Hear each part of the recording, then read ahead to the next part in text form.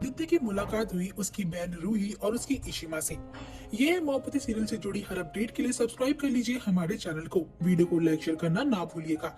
ये है मोहब्बती के इस एपिसोड में देखने को मिलता है जब यहाँ पर रूहान जा रहा होता है हॉस्पिटल इशिता से मिलने के लिए, तो वहीं उसकी मुलाकात होती है आदित्य से। दोनों टकराते हैं लेकिन ध्यान नहीं दे पाते एक दूसरे पर।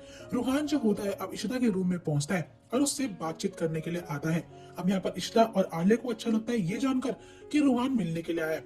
रूहान कहता है, आलिया, मुझे नुपुर ने बताया कि तुम्हारी मम्मी यहाँ पर एडमिटेड है, तुमने मुझे बताना जरूरी भी नहीं समझा। इशिता बोलती है कि रूहान तुम मुझसे मिलने के लिए आए हो। रूहान बोलता है कि हाँ, लेकिन मैं आपसे कुछ बात करने के लिए आया हूँ। मैं आपका फोटोशूट और कॉन्ट्रैक्ट को डिनाई करना चाहता हूँ। मैं उस पर काम नहीं कर पाऊंगा क्योंकि दूसरी कंपनी ने मुझे एक्सक्लूसिवली डबल पैसे देकर हायर कर लिया है, और वैसे भी उस फोटोशूट के बाद मैं तुरंत ही ऑस्ट्रेलिया लौट जाऊंगा, इसलिए मैं आपके साथ काम नहीं कर पाऊंगा। अब इशिता जो होती है वो कहती है, रूहान तुम ऐसा कैसे कर सकते हो, ये बहुत गलत चीज है। और वो कौन सी कंपनी है मुझे बताओ जिसने तुम्हें डबल पैसे देके हायर करा है, मुझे उनका नाम जानना है, मैं उनसे बात करना चाहती हूँ। रूही मन ही मन में सोचती है, मेरी चाल तो उल्टी पड़ गई। एक्चुअल में रूही ने ये सब इसलिए करा ताकि रमन और इशिता एक दूसरे से मिल ना पाए। लेकिन रूहान का ये बर्ताव ना आलिया को पसंद आया और ना ही इशिता को।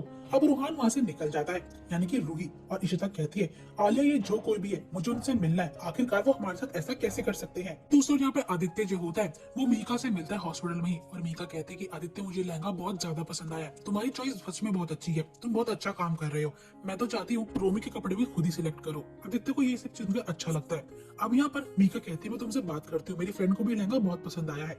दोस्तों जैसी मीका जाती है तो आदित्य फोन पर बात कर ही रहा होता है कि उसकी रूहान से एक बार फिर से टक्कर हो जाती है और दोनों के फोन एक्सचेंज हो जाते हैं। आदित्य को जब पता चलता है कि उसके पास रूहान की कॉल आई है तो वह उसे फोन वापस करता है और हैंडशेक करता है। दोनों को एक अपनापन सा फील होता है, लेकिन वहां से वे लोग निकल जाते हैं ऐसा फील कर।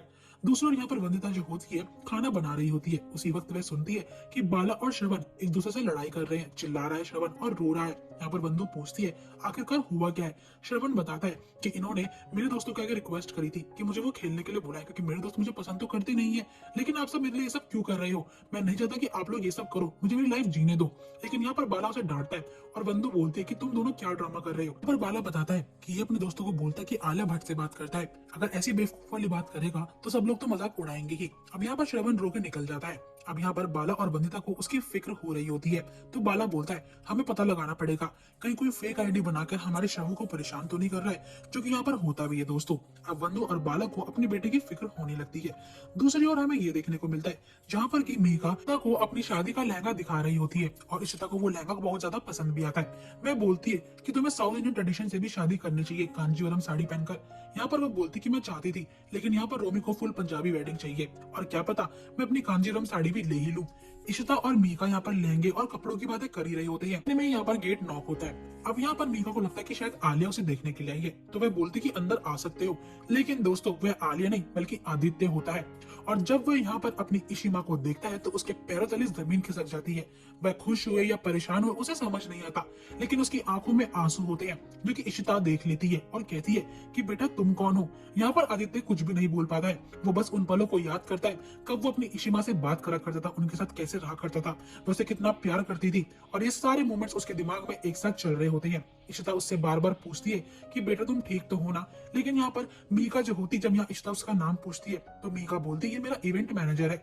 यहाँ पर वह नहीं बताना चाहती थी इशिता को कि ये आदित्य भल्ला है, जिससे कि उसकी बहन को प्रॉब्लम हो सके। अब इशिता बोलती कि बेटा तुम बहुत अच्छे हो, तुम्हें कोई भी हेल्प की नीड हो तो मुझे बता सकते हो। अब यहाँ पर आदित्य जब चुप हो जाता है तो यहाँ पर मीका उसे बाहर लेकर जाती है। आदित्य बोलता है वो मेरी इशिमा है, वो जिंदा है, मुझे कितनी खुशी हो रही है। लेकिन मीका उसे समझाती है कि मेरी बात ध्यान से सुनो आदित्य, मैं नहीं चाहती कि इस वक्त इशिता दीदी को कोई किसी भी तरीके की प्रॉब्लम हो। मैं चाहती हूँ तुम उन्हें अपनी असली आइडेंटिटी मत बताओ। उन सब ने 7 साल हमसे अपना सच छुपाया है, उसके पीछे कोई बड़ा रीजन होगा। आदित्य यहाँ पर बहुत रोता है अपनी इशिमा के लिए कि वो वापस आ चुकी है। अब यहाँ पर मीका उसे समझाती है, संभालती है और कहती है मैं नहीं चाहती हूँ कि रमन भल्ला तुम्हारा परिवार मेरी दीदी को फिर से परेशान करे। मैं नहीं चाहती कि एक बार फिर से रमन जीजू या तुम्हारे परिवार वालों की वजह से वह सबसे दूर चली जाए, इसलिए मैं तुमसे रिक्वेस्ट करती हूँ आदित्य कि इनके बारे में प्लीज किसी को मत बताना। लेकिन यहाँ पर आदित्य बोलता है ये तो गलत है, सब लोग उनका इंतजार कर रहे हैं। लेकिन फिर भी मीका कहती है मैं तुम्हारे आगे हाथ जोड़ती हूँ, मेरी बहन के लिए सब मान जाओ। आदित्य जो होता है बेचारा मजबूर होकर ये सच छुपाने के लिए मान जाता है। मीका से रिक्वेस्ट करता है क्या मैं इशिमा से मिल सकता हूँ। मीका कहती मिल सकते हो, लेकिन उन्हें अपना सच मत बताना। अब यहाँ पर आदित्य दोबारा से कमरे के अंदर घुसता है। उसकी इशिमा रेस्ट कर रही होती है, लेकिन तभी इशिता अपनी आंख खोलती है और पूछती है कि बेटा तुम्हें कुछ चाहिए। तुम बहुत सुंदर हो, तुम्हारा नाम क्या है? तो यहाँ पर वो अपना नाम कुछ और बताता है। वह बस अपनी इशिमा के साथ कुछ पल बिताना चाहता था। उन्हें हक करके उनका हाथ पकड़ के उसे काफी अच्छा फील होता है। और यहाँ पर इशिता उसके आगे इमोशनल हो जाती है और कहती है कि तुम्हें देखकर मुझे अपने बेटे की याद आ गई। आज वो भी ऐसे ही होता। अब यहाँ पर आदित्य जो होता है दिल पर पत्थर रखकर हॉस्पिटल से बाहर निकल जाता है और यहीं पे एपिसोड एंड हो जाएगा। अब मीका को इस बात का डर है कहीं आदित्य सबको सच ना बोल दे और बेचारा आदित्य जो कि अभी तक गम में रो रहा होता है कि आखिरकार मेरी इशिमा जिंदा है, ये बात मैं किसी को बोल नहीं पा रहा हूँ। आई होप दोस्तों आपको वीडियो पसंद आई होगी। वीडियो अच्छी लगी तो वीडियो को लाइक और चैनल को सब्सक्राइब कर देना नेक्स्ट एपिसोड की अपडेट के लिए।